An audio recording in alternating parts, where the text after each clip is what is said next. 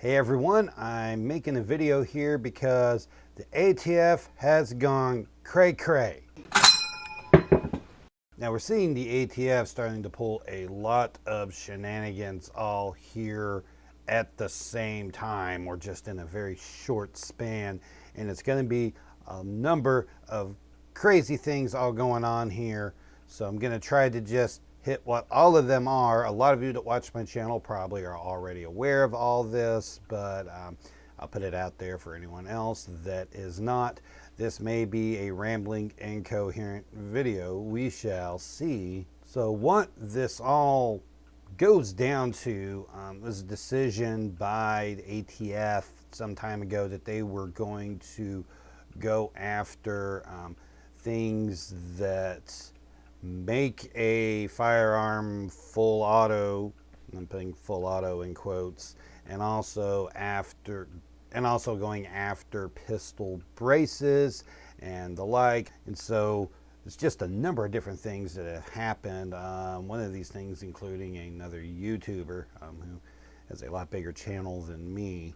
Back where this kind of seemed to start was actually under the Trump administration, and everyone's kind of like mad at Biden's administration and letting this all happen. And yeah, a lot of this is happening under him, but it kind of all started under Trump. So just that the fact that they have an R by their name does not mean that they are completely going to be great on all of this. And that was a decision to go after bump stocks. And the issue there was that the wording in the National Firearm Act on what constitutes a full auto firearm is something that exceeds more than one shot per function of the trigger.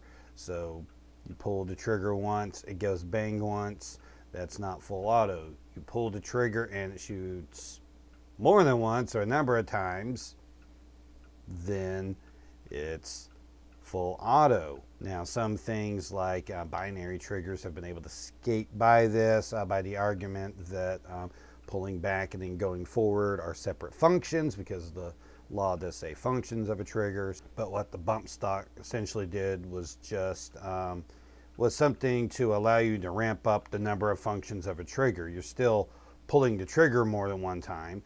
It's just bouncing back and forth your finger on there a bunch of times, and they decided that that was, well, for a while those were out there and people were using them, and it seemed to be, and by an ATF decision at one point earlier, to not be full auto because it didn't fit the definition. Well, they decided that just bureaucrats and not Congress were just going to change the law. This was not Congress making a law saying that bump stocks were illegal and were banned now. This was just the president just giving a directive to the ATF to decide that, and then the ATF deciding that.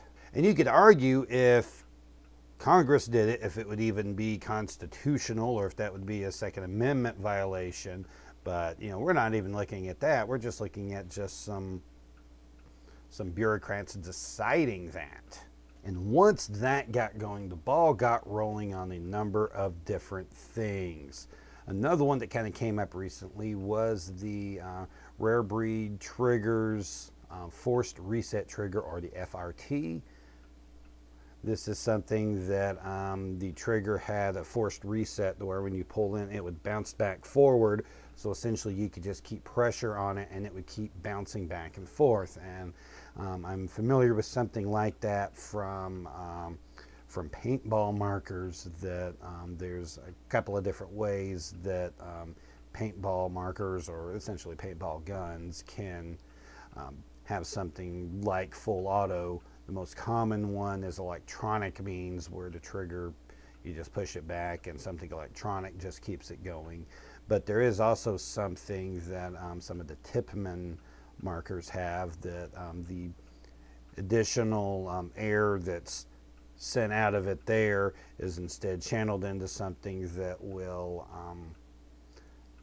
basically force that trigger back, and you can kind of just, it takes a little bit to get used to, but you can just put your finger on it and just kind of ride the trigger back and forth a bunch of times. And so my understanding is that the forced reset trigger would do something similar to this. So this would not be exceeding more than one shot per function of the trigger. It's just a bunch of functions of the trigger all happening. But with the ATF decision that they had made on bump stocks, it wasn't very difficult to imagine how the ATF would respond to that. And so, yeah, that's exactly what they did there. And we saw not too long ago some leaked documents that were giving out dates that the ATF was going to start going after things like the FRT, or the forced reset trigger. There was another brand that had made one, and that is slipping my mind at the moment. And this also goes down to something like the auto key card, which was this metal card with the stamp pieces that you could pop out of it and stick it to a firearm and essentially make it full auto there. And what has happened here is that they have, it was the company that was making that, and they had CRS Firearms, which is another YouTube channel, kind of talking about it and promoting it on the videos on the channel and stuff. Now, CRS Firearms, that has not been my particular favorite channel.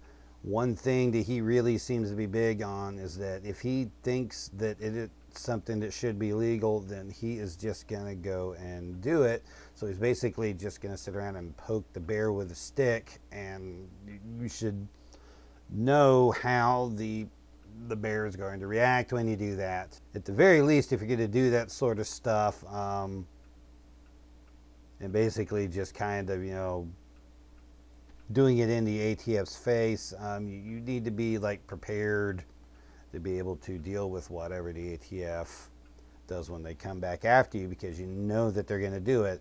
Well, at least the guys making the auto key card should. I mean, they put auto in the name, so it's going to be hard for them to claim that it's not supposed to make your firearm full auto. But as far as CRS Firearms, he's not even directly involved in making it or anything. He's just kind of like done videos about it and arrested him, which is kind of crazy that, just talking about something on your channel that someone else is doing, and they're like, yeah, this is legal, and it ends up not being. Just you like doing that is enough to get you pulled in with it. They're charging him with like conspiracy or something, which is like really difficult to prove in court, and for good reason. And I suspect what they're trying to do is they're just trying to like harass him enough that he won't have the legal means, or won't have the financial means to deal with all that legally, because even if he were to get good lawyers, which it looks like he has, and fight that off, that he would still have to deal with all the financial repercussions of that. And so, yeah, it's just a little scary that they're pretty much just going after a YouTuber like that who isn't even directly involved with it there. The other thing that we've seen them kind of go after is braces on AR pistols. And basically, you want to have a shorter AR, well, there's only a certain length that your rifle can be. Now, you can make the barrel shorter than that, but if you make the barrel that short, then you can't put a brace on. You can't put a stock on the back of it. And they decided, well, there are pistol braces, so we can put a brace on the back of it. And you can pretty much use a brace in the same manner as you use a stock. It's a pistol, not a rifle. Now, is this a thinly veiled attempt at skirting the law about a short-barreled rifle? Absolutely.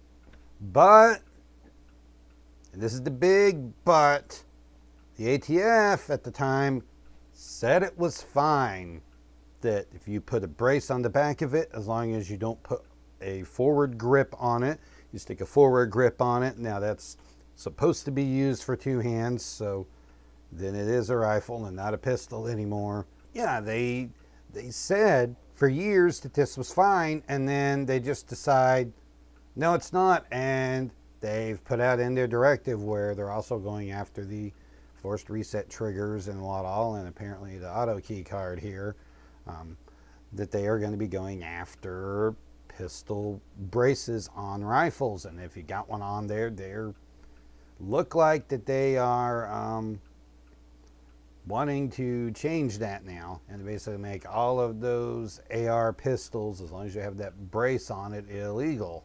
And we have them deciding that things that the ATF said was okay in the past, changing their minds on and saying that it is not, even though a law has not changed. Finally, we are now to the most recent thing that has recently come up here, and I've got this up on the screen here. That's why I'm not looking directly at the camera here.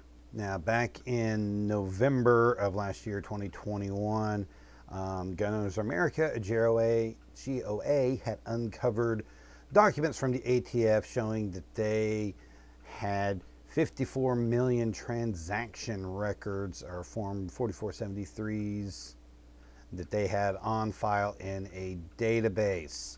Now, part of the laws that currently are there governing the NFA items and stuff is that the NFA database, the items for like full auto, short barrel rifles, suppressors, that is going to be the only government national registration list of firearms. It's just those items, but it explicitly states it is illegal for a list to be made, or a database to be made, of other firearms. That is explicitly in the law. So you think 54 million is pretty bad, right? Because that's a lot that they have. Well, it turns out that is just a drop in the pen, so to say. We've had a group of lawmakers, including Representative Michael Cloud out of Texas. Hey, Texas. He's not mine, but he's from some other district, but I think I like this guy. And they started pushing for the ATF to give them an idea of how many records they did have, because they suspected it may have been more than the 54 million. Turns out that the number, and let me get my glasses good here, make sure I can see this right. What is this number? 920,664,765. That is nearly 1 billion. They're not supposed to have any list, and they have a list that is 1 billion items long. Okay. And then we get into, that we've seen recently, the Chuck Shumer. Sorry, I got sick there for a moment. Someone mentioned Chuck Shumer. But anyway, Chuck Shumer has announced that they are going to be doing a push to essentially double the ATF's budget. Why would they be wanting to double the ATF's budget right at the same time that they are doing all of this other crap? Yeah. Why do you think? So, what can we do? Well, first of all, you've got to get better people elected into office, okay? And I'm not talking about just, the president, although it would definitely be better in 2024 to get someone better in there. But we can see that part of this came from some lawmakers that started pushing things and trying to find out things. So your local representatives can be a big deal on this.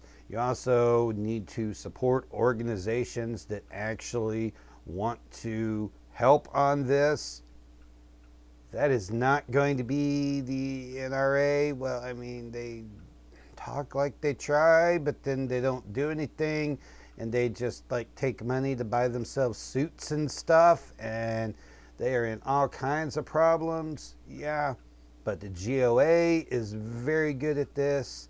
get involved with them and like get signed up to get the information from what your local state chapter of the GOA is doing.